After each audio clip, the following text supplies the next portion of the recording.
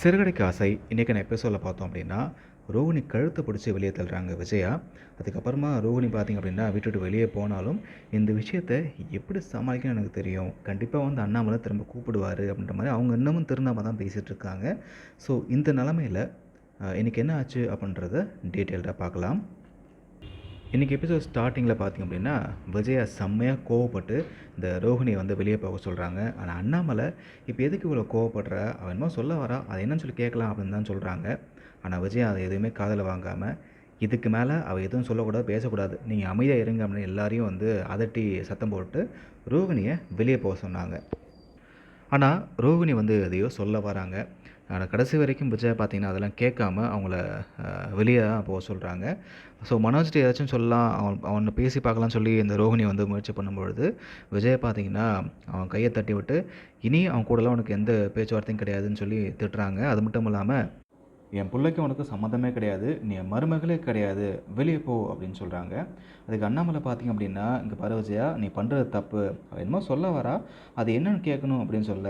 ஆனால் அவள் செஞ்சது நம்பிக்கை துரோகம், அவள் எவனே கூட்டு வந்து நடிக்க வச்சு நீ ஏமாத்திருக்கா, அவளுக்கு நான் வந்து பூ போட்டு கும்பிடணுமா அப்படின்னு கோவப்பட்டு இப்போது ரோஹிணியை வீட்டை விட்டு வெளியே தள்ளி கதவும் சாத்திடுறாங்க. அது மட்டும் இல்லாமல் நீ ஒரு நல்ல குடும்பத்தில் பிறந்திருக்க, நல்ல பொறப்பாக இருந்தீங்கன்னா இங்கே நிற்காத, வெளியே போ அப்படின்னு சொல்லுவோம். இப்போ ரோஹிணி பார்த்தீங்கன்னா கோச்சிட்டு அங்கேருந்து போயிடுறாங்க. வேறு எங்கே போவாங்க, நேராக பார்த்திங்க அப்படின்னா இப்போ வித்யா வீட்டுக்கு தான் போகிறாங்க. இங்கே அண்ணாமலை பார்த்திங்க அப்படின்னா இப்போ மனோஜ்கிட்ட நீ போய் ரோஹிணியை கூட்டிட்டு வாடா அப்படின்னு சொல்ல. ஆனால் மனோஜ் பார்த்திங்க அப்படின்னா விஜயா மூஞ்சி மாதிரி பார்த்துட்ருக்கான். இப்போ விஜயா வந்து இங்கே பாரு மனோஜ், நீ உள்ளே போ அப்படின்னு சொல்லவும் எதுவும் பேசாமல் ஏதோ பொம்மை மாதிரி பார்த்திங்க அப்படின்னா அவன் பாட்டுக்கு பேசாமல் உள்ளே போயிடுறான். ஒரு பக்கம் என்னது அதிர்ச்சியாக இருந்தாலும் இப்போ ரோஹிணி என்ன சொல்ல வரா அப்படின்றத கேட்டுக்கலாம் அப்படின்றது தான் எல்லாரோட ஒரு கருத்தாக இருக்குது. பட் இப்போ அண்ணாமலை மனோஜை வற்புறுத்தி சொன்னாலுமே இப்போ விஜயா வந்து நீ ரூமுக்கு போ அப்படின்னு சொன்னாலுமே இந்த மனோஜ் பார்த்தீங்கன்னா ரூமுக்கு போயிடுறாரு.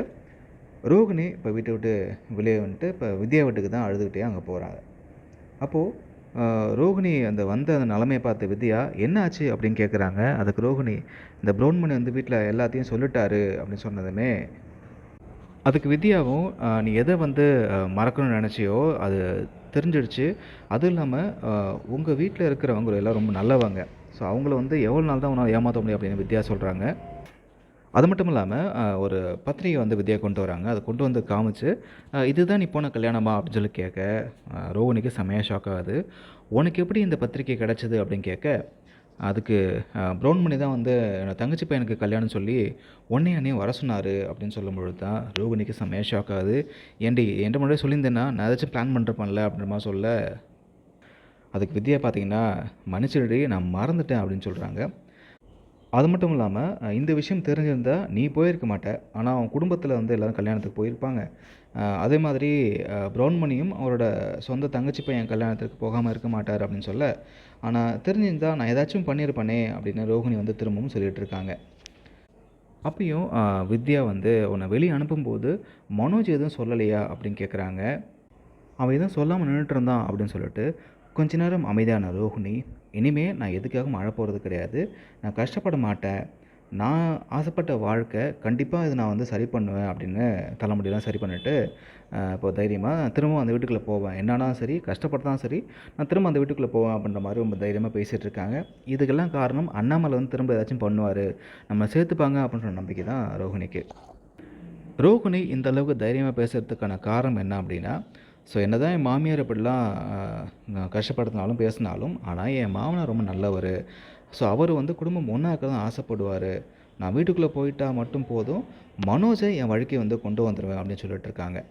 உன் மாமியார் இப்போது நீ பணக்காரி இல்லை அப்படின்னு தெரிஞ்சிருச்சு, உன் மேலே செம்மையாக கோவத்தில் இருக்காங்க அப்படின்னு வித்யா கேட்க, இந்த பிரச்சனைலாம் நான் வீட்டுக்குள்ளே போனால் சரி பண்ணிடுவேன் அப்படின்னு ரோகிணி சொல்லிகிட்டு இருக்காங்க.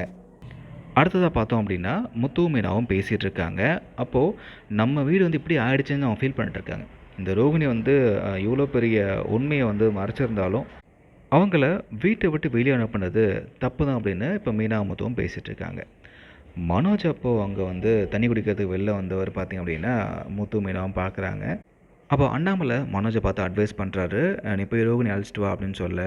ஆனால் மனோஜ் பார்த்தீங்கன்னா ரோகிணி என் பையனை கூப்பிட மாட்டேன், அவள் என்னை ஏமாற்றிட்டா அப்படின்னு மனோஜ் சொல்ல, இது கேட்ட முத்துவும் அண்ணாமலையும் செமையாக கோவப்பட்டு இப்போ மனோஜ் வந்து திட்டிகிட்டு இருக்காங்க.